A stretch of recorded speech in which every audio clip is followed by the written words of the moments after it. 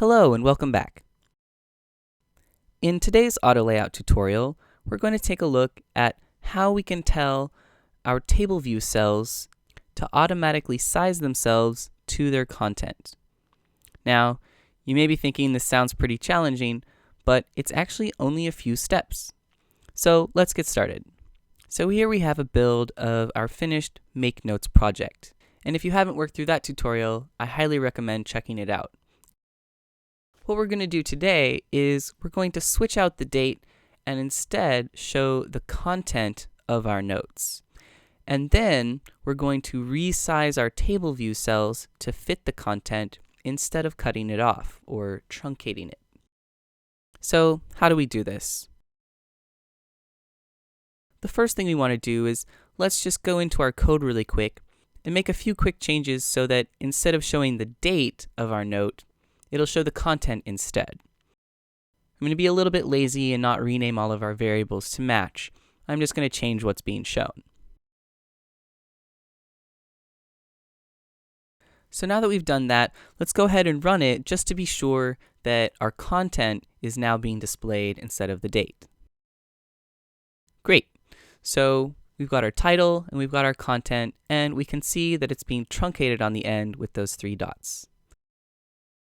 So let's stop this and go back into our code really quick to add a few lines. So we want to go to our viewDidLoad method, or add it if we don't already have one. Now, all we need to do is insert 2 lines inside of this method.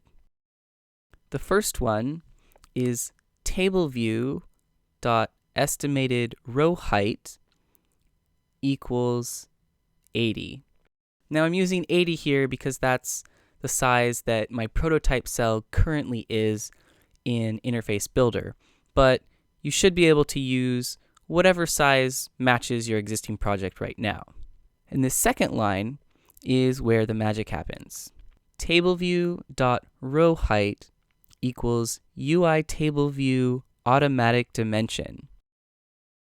Now, as you can tell from the name, this is the part that's going to automatically detect the content within the cell and use that to correctly resize it to the height that we want. So if we run this now, you'll see that we're actually still getting our lines cut off. So what's missing? Let's head back over into Interface Builder. Here, if we click on each of our labels, we can see in the attributes that they both have a value of 1 for lines. So this is where our problem is. Since we told it can only have 1 line, it's truncating. But if we just change these to be 0, then it'll be able to automatically figure out how many lines it will be. Let's run it again. So for some people, you may have an issue where it doesn't actually appear to be working. This is possibly because the cells are being created before the content, so it isn't recalculating the correct height before you see it on the screen.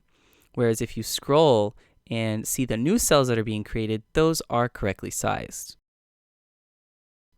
So how can we fix this? Well, the simple way is just to add an extra call to reload data. So let's move back over into our code and find or add the viewDidAppear function, and then we'll just manually tell our table view that we want to reload the data.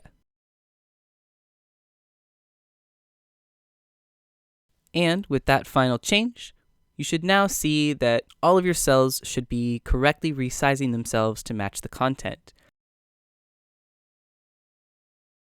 And we can even click into one of these notes and modify the value inside. And then when we save it, see that the table view cell has correctly updated here as well. So that's it for this short tutorial. I hope that you found it helpful, and as always, thanks for watching.